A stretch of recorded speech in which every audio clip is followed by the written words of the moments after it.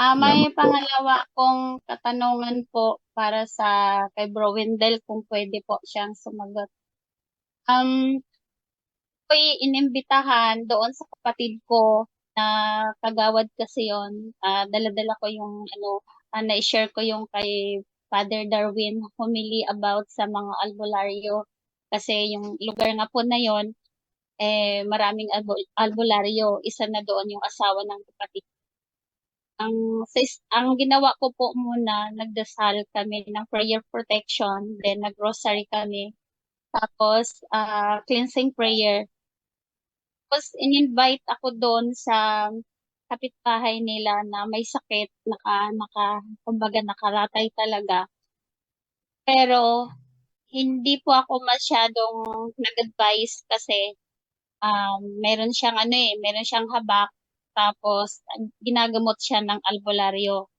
Tapos, sinabi ko sa kanya, naku, narinig mo naman siguro yung na-i-share ko bago lang, sabi ko about sa albularyo. Sabi ko, bibigyan kita ng rosary, sabi ko. Pero yung rosary na to, sabi ko, gagamitin mo lang to kung halimbawa, tanggalin mo na yung habak at saka magpatigil ka na ng magpapagamot sa kanya. Kasi nung magpatingin sa doktor, hindi naman din malaman yung normal naman, hindi naman high blood, tapos laging masakit ang ulo, panay ang suka, parang ano na siyang nakahiga na lang, tatlong buwan na siyang nakahiga lang sa higaan. Tapos halos hindi siya makatayo. Di ngayon, nag-ano kami, dalawa kami noon ng asawa ng kapatid. Nung pinagsabihan ko siya nung ganong advice, konti lang po. Parang may naramdaman ako na kakaiba. So, ang ginawa ko, nag-cleansing prayer na kami para makaalis. Habang dinasal namin yung cleansing prayer, akala ko ako lang yung nakaramdam. Ay, hindi ko siya maipaliwanag kung ano, pero para akong tinutusok ng, pero wala naman ako nakita. Tapos ang ginawa tong kasama ko, yung asawa ng kapatid ko, pati siya natakot. Dali-dali na kaming umalis, tapos nag-save kami ng holy oil. Ang tanong ko po, nag-renounce na po kasi ako last year. Grabe yung pinagdaanan ko sa pag-renounce. Ay, yung bang nararamdaman namin, or kahit sa ako na lang po, yung nararamdaman ko na nag-cleansing prayer kami na mayroong kakaiba na parang pakiramdam ko yung balahibo ko lahat tumayo, tapos para akong nakaramdam ng tinutusok ng karayom.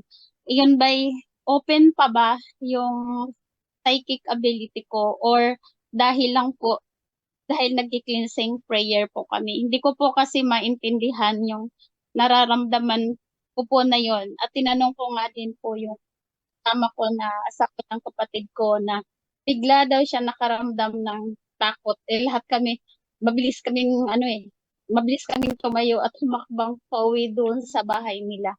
Yun po ang katanungan ko. Brother Wendell? Okay, yun po'y palatandaan na natili pang open ang psychic ability mo, kapatid.